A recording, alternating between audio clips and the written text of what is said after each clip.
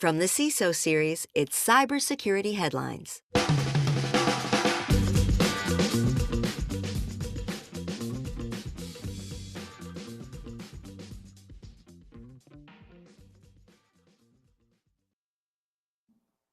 Microsoft Trust Signing Service abused to code sign malware.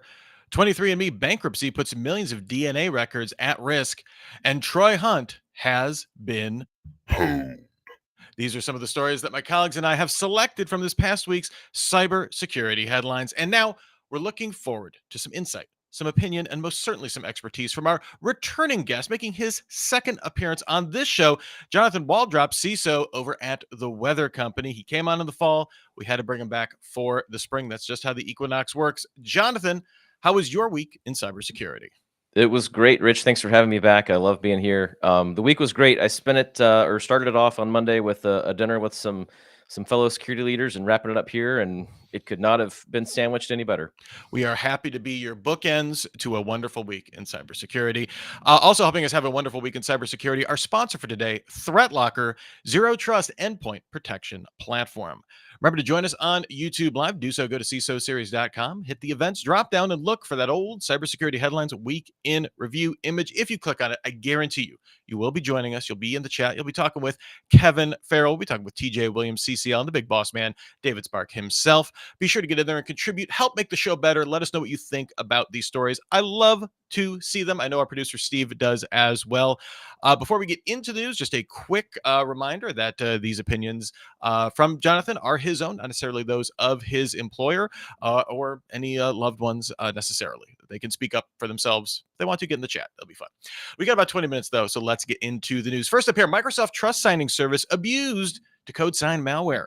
Researchers at Bleeping Computer report a rise in threat actors exploiting Microsoft's Trust Signing Service to sign malware with short-lived 3-day code signing certificates.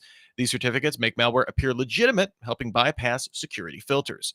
Extended validation, or EV certificates, are especially valuable to attackers due to their increased trust and ability to evade smart screen alerts. A researcher by the name of Squibbly Doo suggests attackers prefer Microsoft's service for convenience, exploiting user confusion caused by recent changes to EV certificates. So, Jonathan, aside from Squibbly Doo giving me the name of my next child, the story falls into the same "we thought that would work" club that we've seen from, passwords way back when to MFA more recently, namely that thing that's not supposed to be shared with the bad guys, and it turns out they already have it. I'm curious, what's your assessment of this thriving marketplace for trusted certificates? First of all, I just loved hearing you say "squibbly doo." That was Squibbly icing on the cake. No, it's really interesting that you talked about MFA and all these other security tools that we've implemented over the years, and it's just indicative of this is still an ongoing journey. I mean, it hasn't been that long ago. Okay, maybe it's been 10 years or so, but hey, are you using HTTPS instead of HTTP? Right? There's always going to be something else to look into and to assess, and it's really getting trickier to identify what's good and bad. You've really got to know your environment. You've got to know what you're looking at and add it to the steps for your IR plan. Like, make sure your team knows about this. It's not just, hey, is it signed? Great. Okay, cool. It must be legit then. There's always something new, and okay, we've got to go update our checklist again. So yeah, it turns out that set it and forget it is like never going to exist in No. cyber. And like, as much as we maybe want only to, for chicken ovens, but oh, yeah. Yeah, it's that desire to be like, we're done, is always Right. the most dangerous moment for Yeah. cybersecurity. And I think, sometimes we get caught up in that with audit frameworks and, hey, we passed this audit and great, now we're done. Sweet. I'll see you next year. Like, no, we've got to keep going because something is going to change. And we're always playing catch up, which is not fun, but that's where we are. So we got to be able to think a little more proactively about how do we get ahead of this next time. And it sounds like job security to me, to be quite honest. I hope so. There's always a plus there. Next up here, vulnerabilities found in numerous solar power systems. Researchers at cybersecurity firm Forescout warn of multiple vulnerabilities in solar power systems from vendors like SunGrow, GrowWatt, and SMA, some posing serious risk to electrical grids. Flaws exist in components connecting systems to the internet, cloud services for monitoring, and mobile apps for user interaction. Some allow attackers to upload files for arbitrary code execution, steal data, or even disrupt the power grid. These security gaps highlight the urgent need for stronger protections in the renewable energy infrastructure. Jonathan, we cover many stories about the hidden vulnerabilities in our infrastructure, and renewable energies often goes a little less noticed because, it just doesn't grab the same headlines as when we say, oil system, SCADA systems broken on oil rig or something like that. I'm curious, do you feel that this will be a major stumbling block for this still kind of emerging, renewable industry field, or is this just going to be par for the course for, hey, we connected a thing to the internet? I think it's more IoT, right? Okay. Anytime you're connecting to the internet, you've got things to worry about. Reference the previous story about signing malware, right? In this case, it's a new technology, it's a new thing, or shouldn't say it's new technology, but it's more prevalent, more predominant, and so we still have to remember to include security in some of the version ones of the technologies and the devices that we're building and distributing and selling to the general public. I mean, these are connected to the power grid. They're connected to homes, so it certainly does become another attack surface to secure.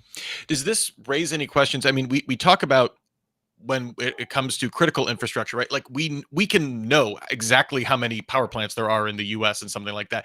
That's still an enormous challenge to secure them. There's a bevy of reasons why that's an enormous challenge. When we start distributing that to like a consumer IoT, like you said, it's an IoT problem at that point. Is that is that easier or just like a completely different challenge to solve from what we're used to thinking with critical infrastructure? Yeah, I don't know if it's easier. I mean, I don't personally have any hands-on experience with solar panels or solar systems, so I Mhm. assume you've got some sort of control module that is running some form of Linux and It's Linux you, all the way down. yeah, you've got some basics that you could do, but how much access does the manufacturer give you into that console to manage it? You probably going to avoid some warranties if you crack that box open and and do your own thing in there. So Yeah, when it's a 5 or 6 figure investment in there, not something every consumer is going to want to be right. their own security Yeah, engineer on that. absolutely, absolutely, and they shouldn't have to, right? That's part of the responsibility of building and distributing secure systems. All right, next up here, NHS software supplier gets a discount on a fine for good behavior. In August 2022, the Lockbit ransomware gang attacked Advanced Health and Care Limited, an IT provider for the UK's NHS. The UK's Information Commissioner's Office, or ICO, has fined the company £3.07 million, half the original amount assigned. The reduced fine was granted after the company did a couple of nice things, I guess. They accepted the decision, they chose not to appeal, and they cooperated with the NHS and regulators, as well as taking steps to mitigate the risks. All extraordinarily novel, it seems. Jonathan, we often don't hear about these types of concessions. They fall out of the news cycle pretty quickly. NHS usually gets a lot of coverage here, so not surprising we're hearing about this. I'm curious, do you feel it's fair to industry partners and to consumers, especially those impacted by a healthcare breach, for suppliers to, get kind of a deal here for kind of doing what they were told to do instead of lawyering up and fighting it tooth and nail? Yeah, a lot of times we don't see we see the headline of the breach that makes news, but we don't see what happens after the fact with the lawsuits again because the news cycle is what it is, and we're on to the next breach, and we're not thinking about what happened 2 or 3 years ago. So I think it's interesting. I'm not sure if this is just the first story that's made reasonably big headlines, or if this is something that has if this is new for the regulatory bodies to say, hey, we'll come to an agreement. I remember there being a story recently. I can't think of it offhand, but it was where the fine went back to the company, and they were required to then implement some of the controls. So potentially, it's something like that. I mean, I think there's probably some ideas around. Yeah, I see CCL's comment about recognizing good behavior. I think there is recognition of that good behavior, but there's also we have to be accountable to the decisions we made that got us here. And I don't know what happened from the hack, if you will, that precipitated the events. But in this case, I think people that are doing the right thing, people that are, hey, you know what, we realize we made a mistake. We can always make a better decision tomorrow. And you realize that, and you start making strides toward that, and you show your progression and your maturity. I think that's not unreasonable. Again, devil's in the details, but on the surface, it's maybe it's a win-win. All right, well, before we move on to our next story, I have to spend a few moments and thank our sponsor for today, ThreatLocker. ThreatLocker is a global leader in zero trust endpoint security, offering cybersecurity controls to protect businesses from zero-day attacks and ransomware. ThreatLocker operates with a default deny approach to reduce the attack surface and mitigate potential cyber vulnerabilities. To learn more and start your free trial, visit threatlocker.com. All right, next up here, 23andMe bankruptcy puts millions of DNA records at risk. The personal ancestry company 23andMe filed for bankruptcy on Monday this week, and many are asking the question, what's going to happen to all that personal information? Some have raised major concerns that it's a vast database of genetic data that could be sold off to the highest bidder. While the company insists privacy protections will remain intact, court documents make it clear that all assets, including customers' DNA records, are on the table. California's Attorney General issued a release ahead of the announcement, urging users to delete their data immediately, warning that unlike passwords, genetic information is, permanent. So, Jonathan, although instructions on how to delete the data have been made public, and we've included a link to that in our show notes if you've been impacted by this, do you feel that deleting data truly means deleting? Should we expect this DNA data to just kind of remain in the vast, internet swimming pool? I guess, does that matter given the scale of this potential privacy concern? I mean, we teach once it's on the internet, it's you can't remove it from the internet, right? Yeah. This is a really interesting story, and hopefully from the perspective, yes. First of all, if you're a 23andMe or you know somebody or you like somebody that is, please go tell them to help them delete that data, right?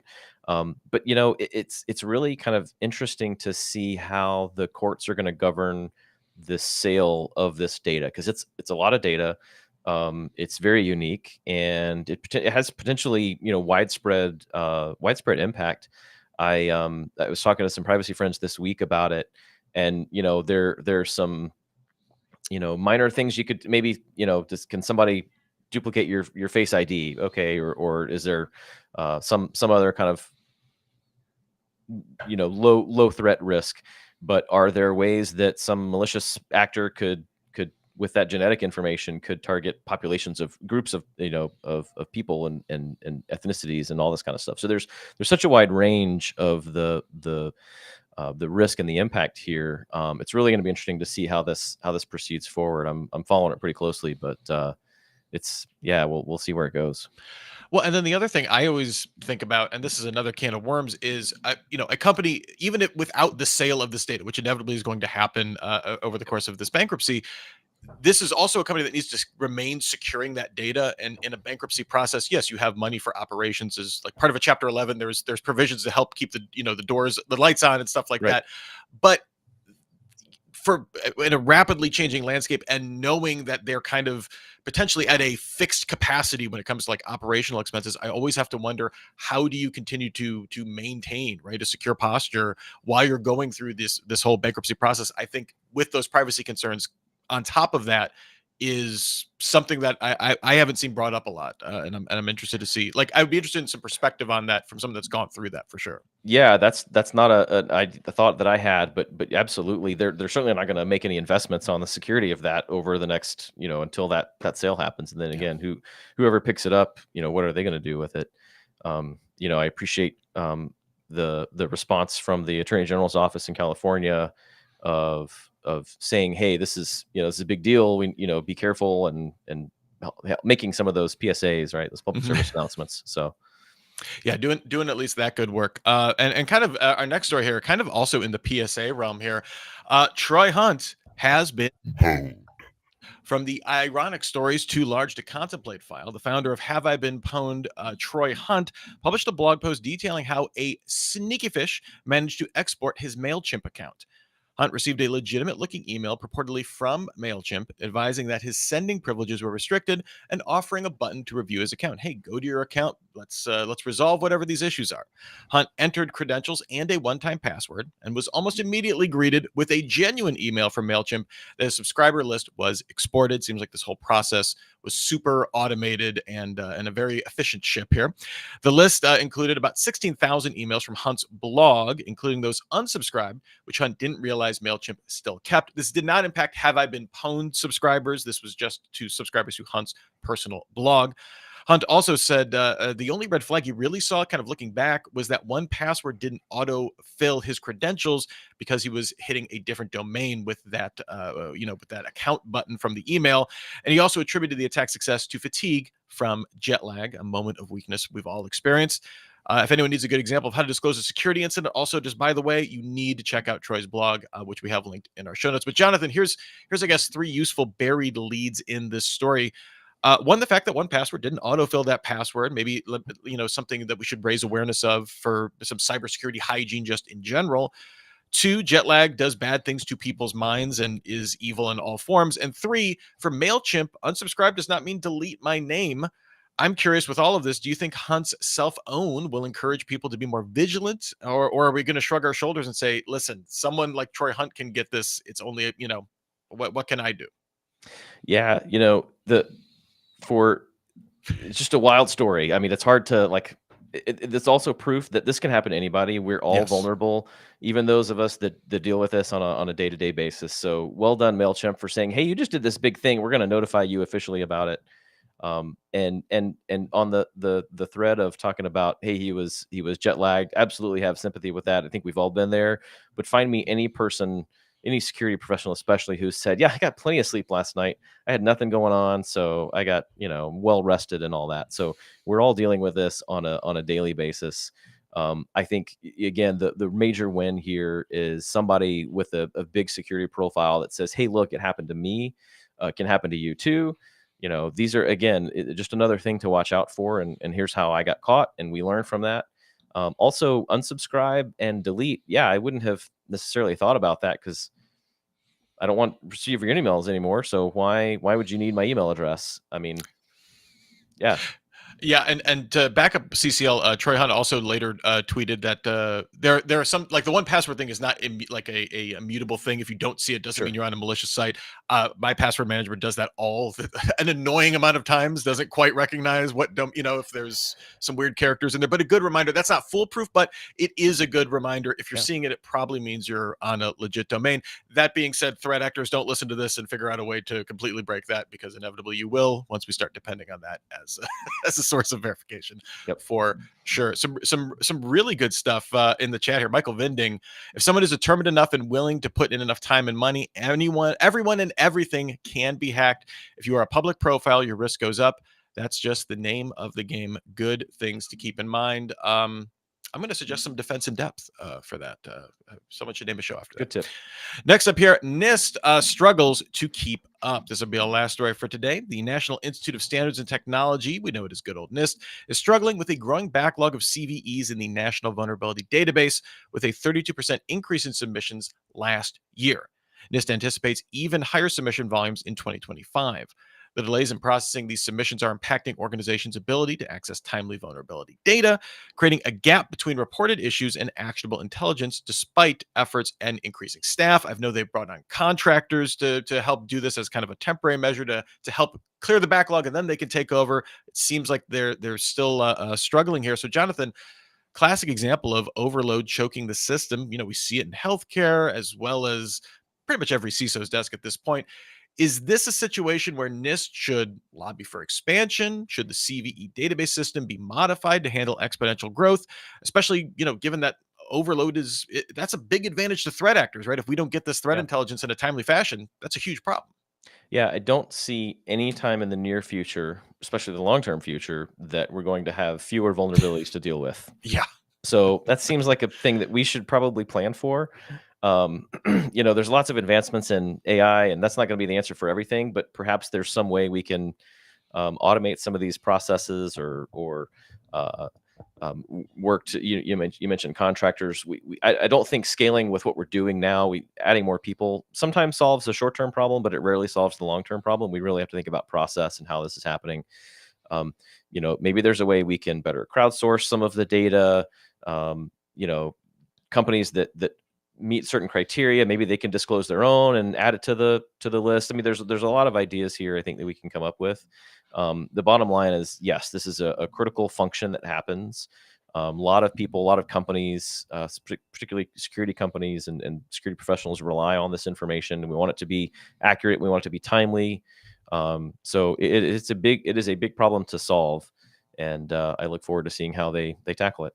Yeah, I know when this issue when the backlog kind of first came up, there was some talk from NIST, I believe, about trying to work out an industry consortium, like you were saying, like, hey, maybe we can have some of the larger companies kind of take over a little bit of this. I haven't heard any more details about this, even as we keep hearing, hey, this problem isn't going away. This is going to be a big problem. Yeah. Uh, uh, and then CCL, to your point, does NIST have independent issuing authority to distribute the load? I mean, that becomes, that's some of the horse wrangling that they'll have to do, and that may be why we haven't seen an industry consortium kind of step into that void yet, due to a lack of mandate or something like that from NIST. It'll be something to definitely keep some tabs on as we're going forward, because that issue is not going away, like you said, Jonathan. We're never going to be like, vulnerabilities went down We're good. 25%. Yeah, We're done. it's easy. We solved cybersecurity. I say that, and then AGI takes over, and we'll all just be sitting in pods of protein liquid, just watching TV all day. So it'll all be work out that day. Great. Before we move on, big thank you to everybody contributing in our chat this week. TJ Williams getting in there, kind of giving us a nice summary here. I'm seeing, sounding from several stories this week, the vetting and investigation is going to need more effort when it comes to people, machines, vulnerabilities, that kind of stuff. Yeah, I think that's definitely one of the themes that I picked up as well. And a big thank you to Steve Prentice, our producer, who always puts together a fantastic rundown of the week's news. But we had Michael Vinding in there with the big boss man, David Sparks, CCL, one of our regulars as always. Max Tronic showing up again this week, and a couple of new people in there as well. Kevin Farrell was in there at the start. So a huge thank you to everybody that contributes. Super fun to see your thoughts. The conversations that go on there helps make the show better. Thank you so much.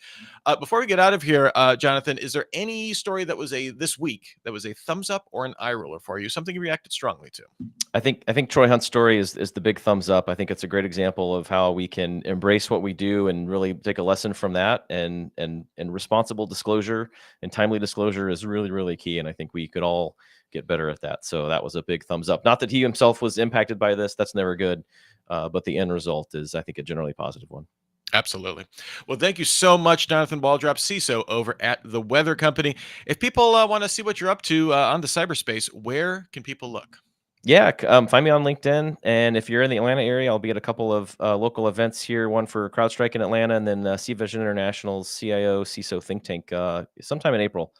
We'll find a link for it. So thank you very much. Yeah, we will have that in our show notes. And a reminder that the CISO series is in fact hiring. We're looking for a sponsor relations manager to take over some sponsor relations with our team here. We have a small but awesome team at the CISO series. I'd love to work with someone from the community. So if you're interested in some more details on that, head on over to CISOseries.com. We have some details and the whole job listing and how to apply. So we would love to hear from you. Thanks also to our sponsor for today, ThreatLocker, Zero Trust Endpoint Protection Platform. Huge thank you to our audience once again. Can't always get every comment up on the screen, but we love seeing you here each and every week. And remember to join us for another episode of the Week in Review next week. That's generally when we do them, 3:30 p.m. Eastern each and every Friday. To register to join us on YouTube and add your comments live, just go over to that events page at CISOseries.com. In the meantime, you can still get your daily news fix every single day through cybersecurity headlines. Give us about 6 minutes. We'll get you all caught up. Until the next time we meet, for myself, for our producer, Steve Prentice, for the big boss man, David Spark, for all of us here at the CISO Series family, and for Jonathan, here's wishing you and yours to have a super sparkly day. Cybersecurity headlines are available every weekday. Head to CISOseries.com for the full stories behind the headlines.